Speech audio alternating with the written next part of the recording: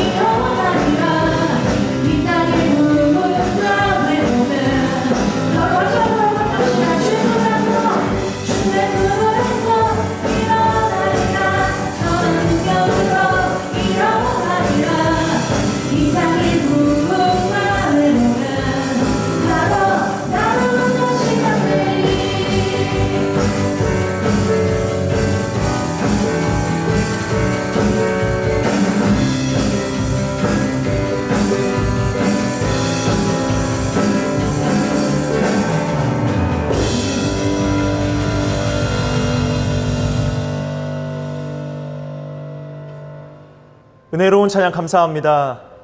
자, 이 시간 우리가 드려진 헌금을 위해서 기도하는 시간 갖도록 하겠습니다.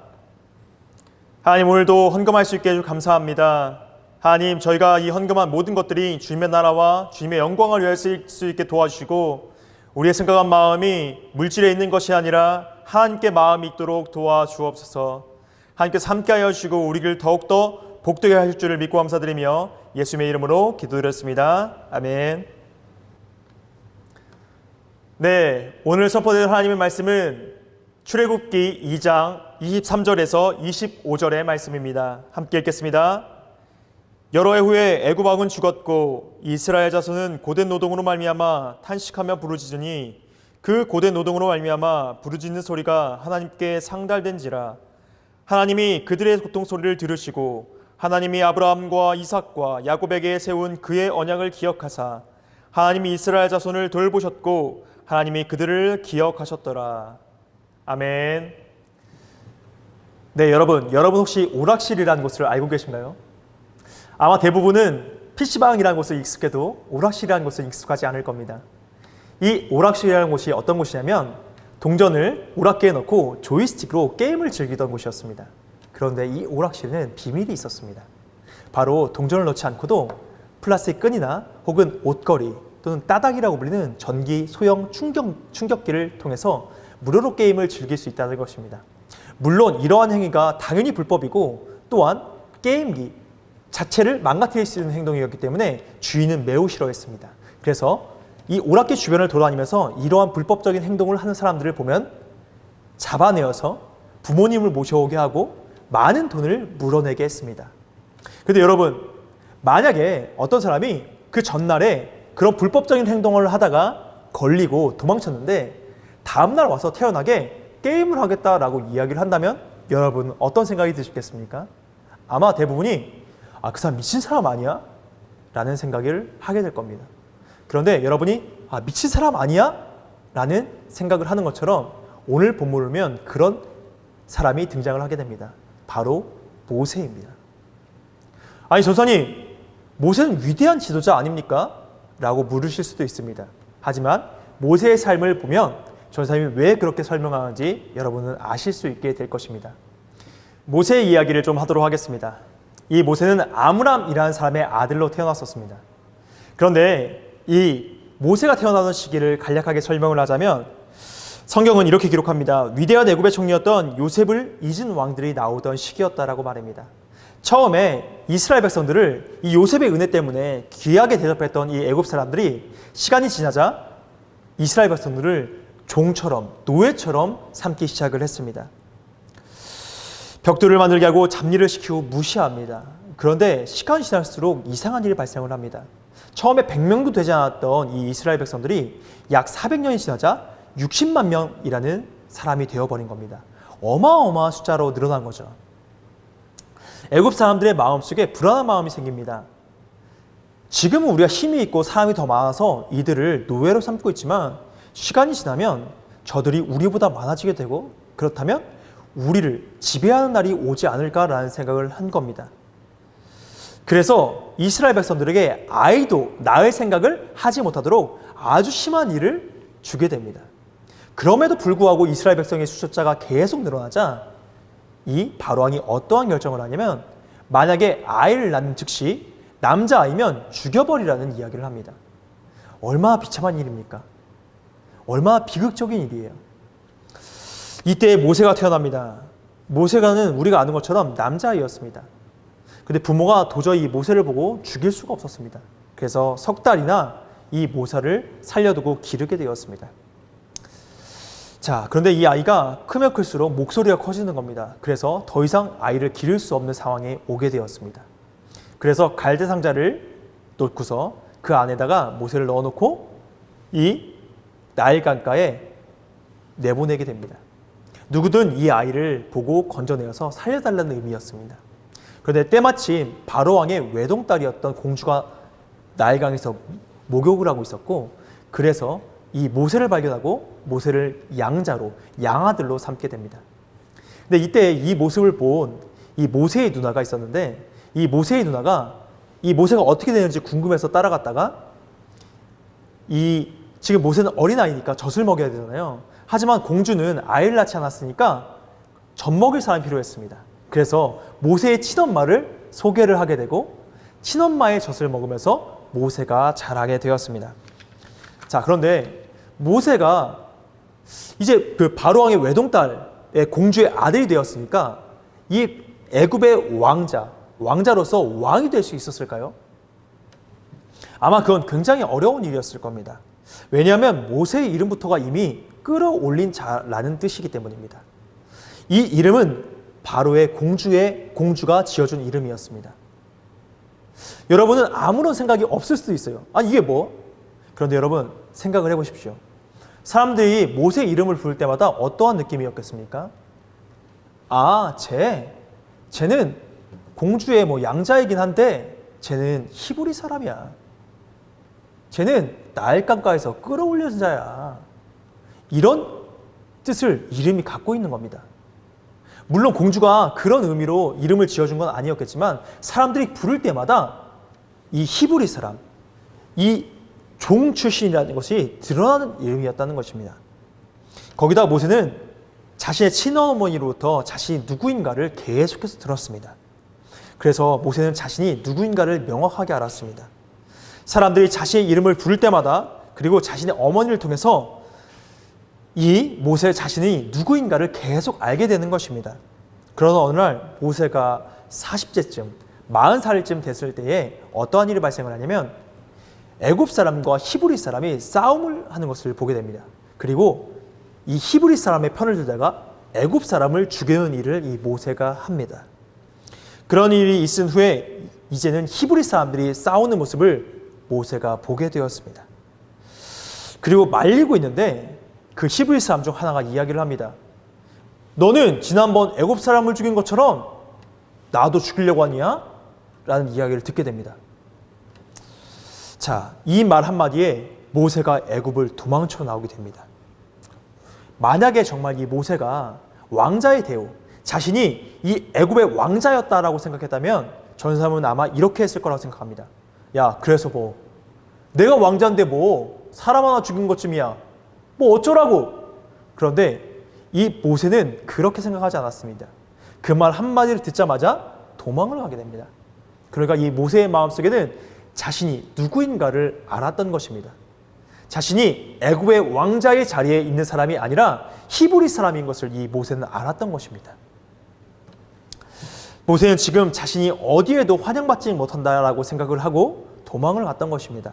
그는 자신을 히브리 사람이라고 생각을 했지만 히브리 사람도 자신을 환영하지 않았고 또 애굽 사람들도 자신을 환영하지 않는 것을 알고 있었던 것입니다. 그래서 모세는 광야로 도망을 갑니다. 그리고 이 모세가 광야로 도망간 지 또 40년이 흘렀습니다. 이제 모세는 80세의 노인이 되었습니다. 그런데 그러던 어느 날 80세가 된 이 모세 앞에 하나님이 나타납니다. 이 광야에서 가시떨기 나무 아래서 하나님이 이 모세에게 나타나시게 됩니다. 그리고 모세에게 명령하시기를 너는 가서 애굽 사람들에게서 이 히브리 사람들, 즉 이스라엘 백성들을 구원해 내라고 말씀을 하십니다. 모세가 그에 대해서 이렇게 얘기합니다. 내가 누구인데 그곳에 갑니까? 나는 아무것도 아닙니다.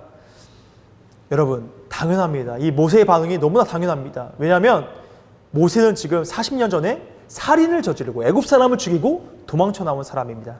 그때에도 애굽 사람들에게 환영받지 못했고 히브리 사람들, 이스라엘 백성들에게도 환영받지 못했던 사람이었습니다. 그런데 40년이 지난 뒤에 지금 자신이 누구인지도 모르는 사람들 앞에 가서 내가 이제 너희를 구출하러 왔다고, 너희를 구하러 왔다고 얘기할 수 있겠습니까? 아마 아무도 믿지 않았을 것입니다. 그렇기 때문에 모세는 갈 수가 없었습니다. 이거는 오락실에서 오락기를 고장낸 수준을 넘어선 수준입니다. 애굽에 발붙일 수도 없는 상황인 겁니다. 그런데 하나님께서는 이 모세가 애굽에 가서 이 이스라엘 백성들을 구원해라고 말씀을 하십니다. 뭐라고 말씀하시냐면 이스라엘 백성이 고통받는 것을 내가 들었다. 그래서 내가 그들을 구원해내겠다라고 말씀을 하시는 겁니다. 지금 모세는 어찌할 바를 모르고 있습니다. 나이도 80세, 쫓겨난 사람, 살인자. 그런데도 하나님은 이 모세를 통해서 이스라엘 백성을 구원해내겠다라고 말씀하고 계시는 겁니다. 여러분, 이스라엘 백성들이 너무나 고통스러웠습니다. 그리고 하나님께 부르짖었습니다. 그런데 이스라엘 사람들은 상상도 못했을 겁니다. 80세가 된 노인, 그것도 살인을 저질렀던 이 사람, 또한 이제는 더 이상 권력도 없고 힘도 없는 사람, 그런 사람을 통해서 어떻게 하나님이 자신들을 구원해낼 수 있을까? 그러한 생각을 이 이스라엘 백성들을 했을 겁니다. 그런데 여러분, 중요한 것은 하나님이 이스라엘 백성들의 고통을 들으셨다는 겁니다. 그 부르짖음, 그 울부짖음을 들으셨다는 겁니다. 그리고 모세를 사용하십니다. 비록 이스라엘 백성들이 생각했던 방법, 이스라엘 백성들이 원하는 방법은 아니었을지라도 이스라엘 백성들이 상상하지 못했던 방법으로 하나님께서는 이 이스라엘 백성들을 구원해내신다는 겁니다. 전사님이 이 스위스라는 곳을 여행했을 때였습니다. 전사님이 스위스라는 곳을 여행을 했는데, 이 스위스라는 곳은 이 교통편이 좋지가 못해서 기차가 굉장히 발달한 나라입니다. 그래서 기차가 기차가 늦는다는 일은 상상할 수도 없는 곳이었습니다. 그런데 전사님이 이 스위스라는 곳을 여행을 했는데, 그날따라 이 기차가 무려 4시간이나 연착이 된 겁니다. 그런데 전사님이 집을 빌려놨는데 기차가 4시간 연착이 되니까 무려 한 11시 정도에 도착을 했어요. 그런데 이 집을 빌리는 곳에 무조건 9시 전에 도착해야 된다는 조항이 있었습니다. 근데 기차가 연착된 거니까 전사님이 어쩔 수가 없잖아요. 그래서 11시에 도착해서 그 집주인에게 연락을 했습니다. 그런데 이 집주인이 너는 시간이 늦어서 올 수 없다라고 얘기를 하는 겁니다. 전사님 그때 이 스위스라는 곳이 거쳐가는 곳이었기 때문에 슬리퍼를 신고 있었고 굉장히 얇은 옷들만 입고 있었습니다. 그런데 스위스가 밤이 되면 춥거든요. 잘 곳도 없고 추운데 도저히 어떻게 할 수가 없는 상황에서 집에 못 들어온다는 겁니다. 그리고 마지막 여행지였기 때문에, 거의 마지막 여행지였기 때문에 돈도 없었습니다. 그래서 호텔을 잡아서 들어갈 수도 없는 상황이었습니다. 저 사람이 계속 기도했습니다. 그 집주인의 마음을 움직여달라고, 집주인의 마음이 움직여서 다시금 집에 오라고 얘기해달라고. 그런데 그 기도는 응답되지 않았습니다. 전사님이 가진 방법을 써봤습니다. 경찰서에 전화도 해봤고요, 집주인에게 사정도 해봤습니다. 그런데 아무런 소용이 없었습니다. 막막했습니다. 그러다가 전사님 어머니에게 연락이 왔습니다. 전사님이 있던 곳에서 약 1시간 정도 떨어진 곳에 전사님의 어머니가 아시는 분의 딸이 살고 있다는 겁니다. 전사님이 이 부모님에게 방법이 없으니까 연락을 한번 해봤거든요. 지금 이런 상황인데 기도해달라고 연락을 했었거든요. 그런데 때마침 그 기도 부탁을 하던 그때에 옆에 한 권사님이 계셨는데 이렇게 얘기하는 것이었습니다. 스위스에 내 딸 사는데. 그런데 마침 그 기차역에서 1시간만 떨어진 곳에서 그 딸이 살고 있었던 겁니다. 그리고 마침 전사님이 가던 그때에 방이 비어져 있었고, 그 자녀들이 캠프에 가게 해서 방이 비어져 있었고, 그래서 교회에서 엄청나게 안락하고 재밌는 시간을, 상상할 수 없는 시간을 전사님이 보내게 되었습니다. 전사님은 그런 방법을 생각하지 않았습니다. 전사님이 생각할 수 있는 유일한 방법은, 그 스위스라는 곳에서 고통을 벗어날 수 있는 방법은 집 주인의 마음을 돌이키는 일이었습니다. 그런데 하나님께서는 전사님의 기도를 들으셨고, 전사님이 생각할 수 없는 위대한 방법으로 더 좋은 것으로 응답하신 것입니다. 여러분의 삶 가운데 고통스럽고 힘든 순간이 있을 겁니다. 그런데 여러분, 상상도 못하던 일들을 하나님께서 계획하고 계십니다. 여러분의 삶 가운데 지금은 생각하지 못했던 일들, 이스라엘 백성도 부르짖었거든요. 힘들어서, 너무 아파서 부르짖었거든요. 그런데 모세라는 상상도 못하는 방법을 하나님께서 동원하여서 이 애굽 사람들로부터 피할 길을 하나님께서 내어주십니다. 여러분, 마찬가지입니다. 지금 우리가 상상하지 못했던, 지금은 우리가 기대하지 못했던 일들이 이제 하나님께 부르짖으면, 여러분이 힘들고 어려울 때 하나님께 기도하면 하나님께서는 우리가 상상하지 못했던 방식으로 응답하실 것이라는 겁니다. 그리고 우리가 기도하면 그분은 반드시 응답하실 것이고, 또한 우리의 기도 그 이상으로 응답하실 것입니다. 여러분, 이 시간 우리와 함께 기도하실 때에, 하나님, 우리에게 지금 이러한 어려움이 있습니다. 이러한 힘든 일이 있습니다. 하나님, 우리에게 응답해 주세요. 우리가 지금 상상하지 못하지만 그것보다 넘치는 은혜를 우리에게 부어주세요 라고 기도하는 시간을 갖도록 하겠습니다. 이 시간 함께 기도하러 가겠습니다. 하나님, 지금은 우리가 상상하지 못하는 일들이 있습니다. 지금은 우리가 힘들고 어렵습니다. 우리가 지금 해결돼야 될 문제들이 있습니다. 우리의 방법으로는 상상하지 못할 일들이 있습니다. 그러나 주님께서는 우리의 모든 필요를 아십니다. 우리의 모든 어려움을 아십니다. 그리하기에 우리의 모든 필요와 우리의 모든 상황들을 역전시킬 만한 그러한 모든 것들을 하나님께서 계획하고 계신 줄을 믿습니다. 우리는 지금 상상도 할 수 없지만 하나님께서 우리가 구한 것 그 이상으로 우리에게 주실 줄을 믿습니다. 우리 가운데 함께 해주시고 우리 가운데 역사해 주세요. 오늘도 함께 해주실 믿고 감사드리며 예수님의 이름으로 기도드렸습니다. 아멘. 광고입니다. 7월 12일부터는 중고등부 온라인 예배가 본당 온라인 예배로 대체됩니다. 계속해서 온라인 예배를 드리실 여러분들은 7월 12일부터는 본당 온라인 예배를 드리시면 되겠습니다. 주기도문으로 예배를 마치도록 하겠습니다. 하늘에 계신 우리 아버지여, 이름이 거룩히 여김을 받으시오며 나라에 임하오시며 뜻이 하늘에서 이룬 것 같이 땅에서도 이루어지이다. 오늘날 우리에게 일용할 양식을 주옵시고 우리가 우리에게 죄진 자를 사하여 준 것 같이 우리 죄를 사하여 주옵시고 우리를 시험을 하게 하지 마옵시고 다만 악에서 구하옵소서. 대개 나라와 권세 영광이 아버지께 영원히 있사옵나이다. 아멘.